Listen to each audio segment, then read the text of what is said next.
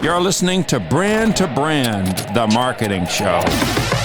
With your hosts, Thomas Sterling. But now's the time. Giddy up and go. And Veronica St. Cyr. So on brand, I will take it. An unfiltered conversation on brand strategy. That's where the best work happens. Marketing trends. They're keeping it relevant. And emerging technology. $1 billion. That's when you know you made it. You're excited. I'm pumped. All right, let's kick things off.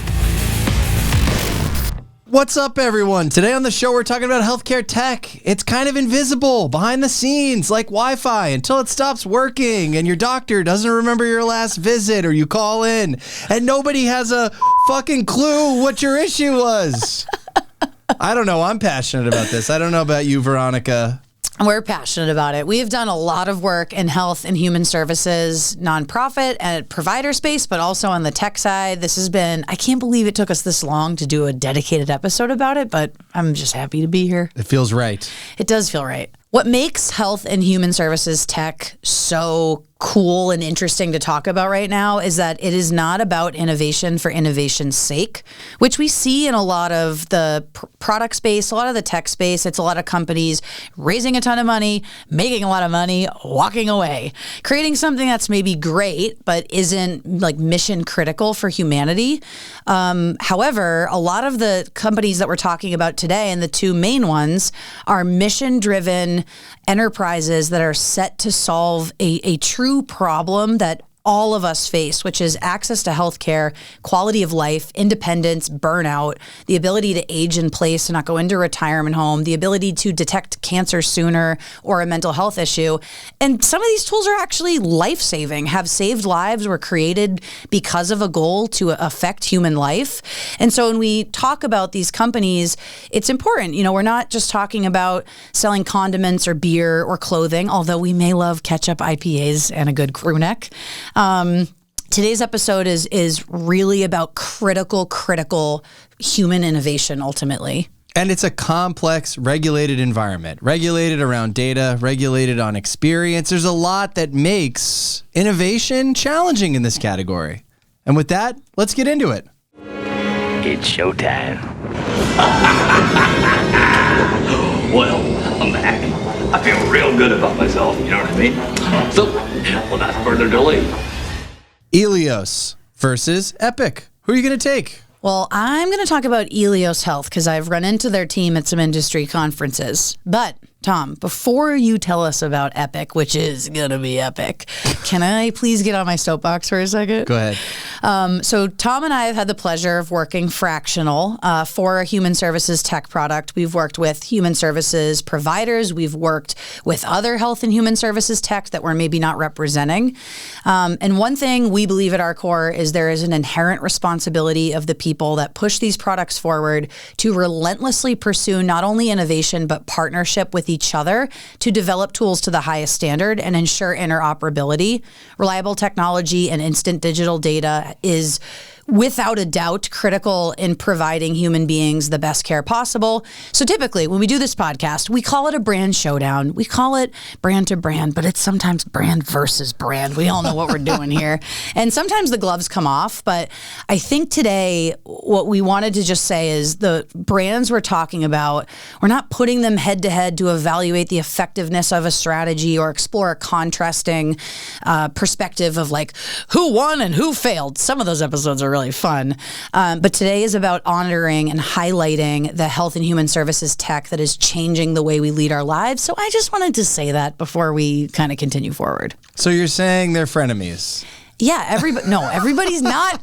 There's no frenemies. We're all friends. And there is no place for assholes in this industry. I will also say that. With that, Epic.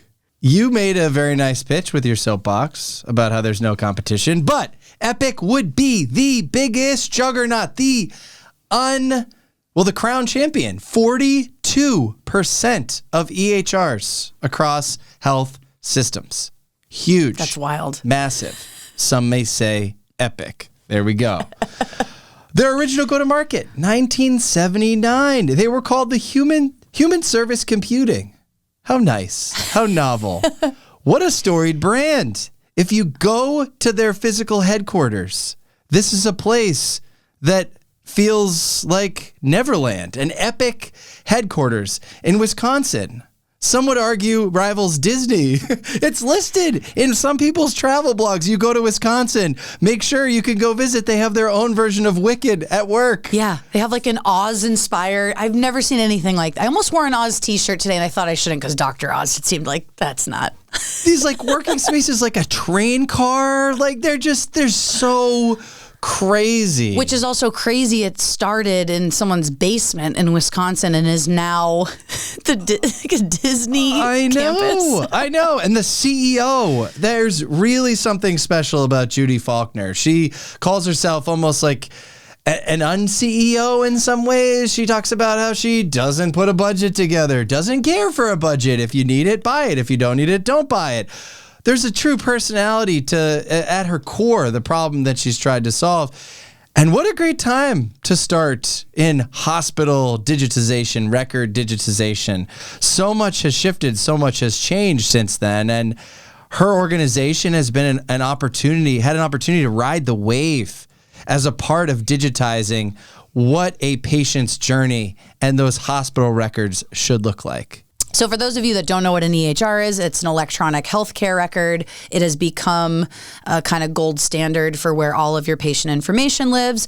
Although, like, don't we still get asked the same questions every single time? And you're like, don't you have the EHR? Why are you re-asking me when I hit puberty? Like, why do I have to relive that? Can't you just, like, take a little peek? I bet half of that is the EHR is like, she's back. Ask her the 7 annoying questions again.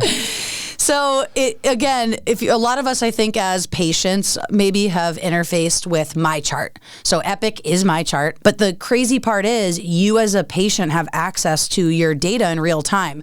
Now, sometimes we've had the experience of your test results come in before the doctor's had a chance to call you, and you're Googling, like, what does this certain protein in my blood actually mean? It says it's outside the normal range, and you kind of freak out a little bit. So, or you have a baby, and everything goes into MyChart, but if you don't want to know the sex of the child, they're like, okay, we'll print the report out for you. Don't look in the chart. Don't look. Another thing that's interesting about this category, Epic specifically, they don't market. Their health systems market. They have such retention. They've talked about like never losing a customer. They lost a customer once. Didn't like how it felt. They chased him down. They got him back in 6 months. What brand, company, what can you say that about? Think about the switching cost here. Retraining your doctors, getting people set up. Once you're in, you're in. This is a dream business. In for life. There's only one way out of Epic. But they take care of them. They take care of their customer. They're known as a trusted, maybe not always flashy, but trusted source. Eleos Health, on the other hand, when we think about Epic starting in 1979, Eleos is newer, founded in 2019 by a team of clinical and AI experts with a very specific focus, which was fixing the documentation burden that's overwhelming clinicians and leading to a lot of risk and lost revenue, and specifically in behavioral health. So unlike in traditional healthcare systems, Eleos wasn't built to just store data or be record keeping. It was almost meant to support the people delivering care in real time. So the way that the product works is with consent, the tool listens to clinical sessions in real time. It takes notes. It also can kind of flag like, hey, I'm picking up notes of PTSD. Maybe we want to explore that. It's not meant to be a diagnosis. They're not like, I went into ChatGPT and this is what it says you have, right? Like it's just flagging things to a person, kind of helping them. It surfaces those real-time insights, and then it ensures that claims can be submitted, which if any of us have dealt with insurance, you can imagine that is a tricky process. And it reduces the potential of a claim maybe being rejected and someone having to go through that process. And when you think of the cognitive load, being a human being, listening to other people, constantly sharing some really tough shit with you, the last thing you want to do is have additional burnout from doing paperwork, right? So it's like they're solving a really critical thing and making sure that the people providing that care to folks who are maybe sometimes responsible for their like mental health journey are in a good spot themselves to be able to be present. But it's not just the feely good part, right? There's some data to back this up. So if you have the pleasure of visiting Eleos's website, they have had a 25% reduction in uninsured clients through hidden coverage discovery. So they're helping a quarter of people who maybe had insurance and didn't know that they didn't have to pay out of pocket for that critical care to be reimbursed. Wild. 90% of their notes are submitted in 24 hours. 100% of them are reviewed for compliance, and they've saved millions of dollars in unknown risk identified and mitigated. This is a baby for all intents and purposes compared to Epic. They've been around for such a short period of time. They've gotten a chance to be a part of this tech revolution and AI coming into human services and EHRs and just tech platforms. And the market has been skeptical. I think people want AI when it's going to save them money, it's going to save them time, but something about your health record, people are very private about that. And so we've seen in this market AI slowly bullet pointed in, assisted. Now you're seeing products where their core product is taking AI and bringing it into the market. And that has been a little bit of an evolution. So I brought a clip from Epic's director of AI. It's just like extending the capabilities of the AI tools that we have today with the evidence-driven data in Cosmos. So, we have tools that leverage the Cosmos data set like Best Care Choices, where we can just do a data analysis to see, let's stratify these different treatment plans. By incorporating AI, now we can basically say an AI agent can access those tools. So if there was a use case where we needed an AI agent to do something like a differential diagnosis, it has access to the power of Cosmos. It can query that database, find the information it needs, and then present those results back. So what we're hearing from Epic, understanding the fact that this tech is decades old, is they are sprinkling AI on top, AI assistance, AI summaries, your ability to chat with an agent that has access to certain data sets. And that makes sense. That's that first phase. What some in human services tech are talking about, or really just data visualization in general, is a not so distant future where you don't log into a system. You interact with some of these systems in a headless environment. And instead of going to a dashboard or finding the measure analyzer or some specific measure, you're talking to an agent, having a conversation, and it's building a dashboard sort of in real time, querying a dashboard in real time. Some of these younger companies that are more AI native or have less of a generational technology portfolio, they're moving faster in terms of how they integrate and implement AI into their product stack. So Eleos, being one of these younger companies that have leveraged AI from the start, was just selected as the official AI partner for California's behavioral health system, which when state bureaucratic government gets a hold of that, the future is here, right? I'm sure that was a very fast procurement process. I'm so curious. Anyone from Eleos, if you're listening, just want to know the tea. And also, congratulations, because this is one of the largest AI deployments in behavioral health history to date. And it's a huge signal. Again, AI care is an experimental. It's not just about press releases of the next company investing this amount of money to explore it. Like, it's here, they're doing it, and at the statewide level. Now, I brought a clip of one of the co-founders of Eleos talking about the process and the key insight of why they went forward in solving this challenge. And it is just a great, as marketers, like when you think about the key insight, it's like, that's what you want to hear. Chef's kiss. Let's play the clip. We believe that behavioral health needs and deserve a change. And the best tool clinicians have today is a notebook. And what was, I guess, like the final decisive moment is when we interviewed 400 clinicians and we just asked them about their day, asked them about their problem, the same problem repeated in 400 interviews. And when you have this level of certainty, then we felt like, okay, we were onto something. There's a big problem here. All clinicians are talking about this. It's worth spending time and energy in solving this problem. And the problem was that the administrative burden of note-taking is taking up their time. Like that was all of their core challenge. So many go-to-market strategies fail because we didn't talk to enough people. We think we know what the customer wants, what the audience wants. 400 is a nice sample size. It's pretty good if all 400 said the exact same. Survey says. It's rare you get all 100 saying the same thing on Family Feud. That's right. We didn't see the data, but he seems sincere. So if we had to talk about any other brands... I think some of these are brands that we've had the pleasure of working with or getting to partner with, collaborate with, give referrals to, just given the work that we do, at least that I do, fractionally in health and human services tech. We might know them better than you think. We might know them better than you think. And for some of these, they deserve more funding, more investment, more recognition. I just want to share a few. The first is called Boundary Care. Boundary Care is a wearable-based platform that works with Apple Watch, and it basically allows you to GPS track and geofence an area for a person receiving care who doesn't live in like an assisted living. So you think about someone, you're worried about your mom, she's still living at home, and you want to know, when she has a fall, if she's gone off course, she's all of a sudden walked away out of the neighborhood.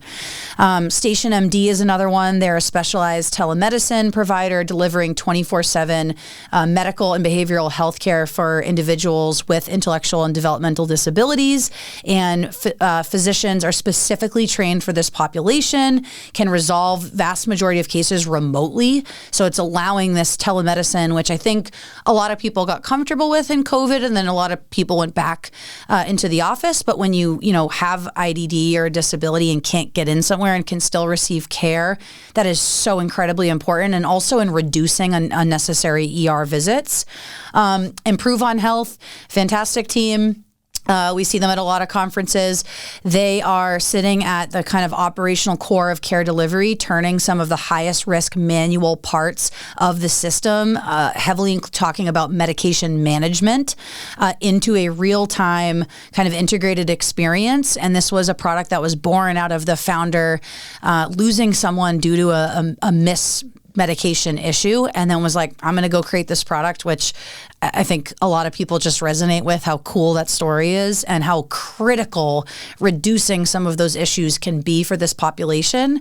And then last is Navigating Life, which is a tool we know very well, a private social networking application that is basically creating secure spaces for providers to share photos, videos, and updates with the families of people receiving services in an aging population or intellectual developmental disabilities, showcasing continuity of care and digitizing and reducing some of the communication burden. I could go on and on, but because proof is without the paper cuts. Proof is without the paper cuts. And a smile Thomas. Is data too, people. Azara Healthcare. They are in population health. They are in some ways a middleware between EHRs and data. We just had a conference in Boston recently. They were talking about integrating AI in the product, how they're doing it thoughtfully. Again, lots of discussions around how do we provide the right data governance, but also give people what they want, which is these AI tools. Why are you looking at me like that? I was going to say, when you think about all the brands we've talked about, their user conference, the love and passion that they're... Incredible. Oh my gosh, that their users have for the product, because they're helping sometimes vulnerable healthcare centers to like almost figure out who needs to come in for a cancer screening. And people, when you work with a product like this, you dream one day of having a user conference where people are buying a ticket to come be like, I just want to live in this because I love this so much. It is incredibly special. And this year they talked about the coalition that came together, multiple states that put funding in to actually create this entity in the first place. So just incredible to see. Hero Remote Supports, they are a remote support platform that empowers not direct support professionals, remote support professionals. We don't have this in Massachusetts. We prioritize in-person experiences and support, but I think a lot of states you're seeing are starting to think about, hey, how do we make this healthcare model work in a remote area or in an area where for some adults with disabilities or other cases that are maybe high functioning, where they can still in the margins get the support that they need. Yeah, and still keep their independence and autonomy to maybe not have a person in their home looking over their shoulder all the time, but have different sensors and monitors, which is like the beautiful pairing of technology supporting people. And now for something completely different. So if we had to put this to work, first and foremost, don't transform everything. We're talking about two brands, one legacy brand that's been at it for a long time, and they're thinking about how to add some AI polish and technology polish to what they're offering. Think about in your product or in your service delivery with regards to where you can utilize technology in a most effective means. Next, make sure it improves the core experience. If technology doesn't improve the core experience, it's overhead, people. Third would be efficiency is no longer a back office concern. It's a growth strategy. And guess what? Your users, your customers, they want in. Fourth would be trust gets you adoption. Experience is what determines your scale. So gone are these ugly screens in this vibe coding universe that we live in now. Everybody wants to see more polish in your user experience. Next, AI is not a strategy, it's a capability. Nobody wants to see AI-enabled, AI-powered. They want to see the actual way that it delivers or changes the use cases for your product. Makes life easier. Doesn't add any more administrative burden. Next, the future is ecosystems, not monoliths. So we want systems that talk to each other. And everybody has a robust API, some less, some more. Last, your competitive edge. It's reducing cognitive load. People are tired. The world moves faster than ever. Make your life easier for your end user and your customer. And the last piece, I know I said last before, but we want to focus on outcomes, not features. You said he was all right. Yes, he's lost his left hand, so he's going to be all right. You son of a bitch! I hate this doctor! He's a very literal man. Yes. So if you had to take anything away from the show today, Veronica, I would say the brands winning in this space aren't just building better technology. They are digging deeper for stronger insights. They are really mission driven in attacking critical problems and then figuring out how to package all of that up into a very clear story about what care should feel like. I guess mine would be the future of healthcare, just like the future of a lot of things, is not one monolith. It's a lot of systems talking and working together. And with that, we're out, folks.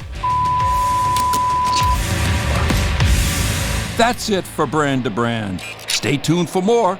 And if you like what you heard, give us a follow. We're out of here.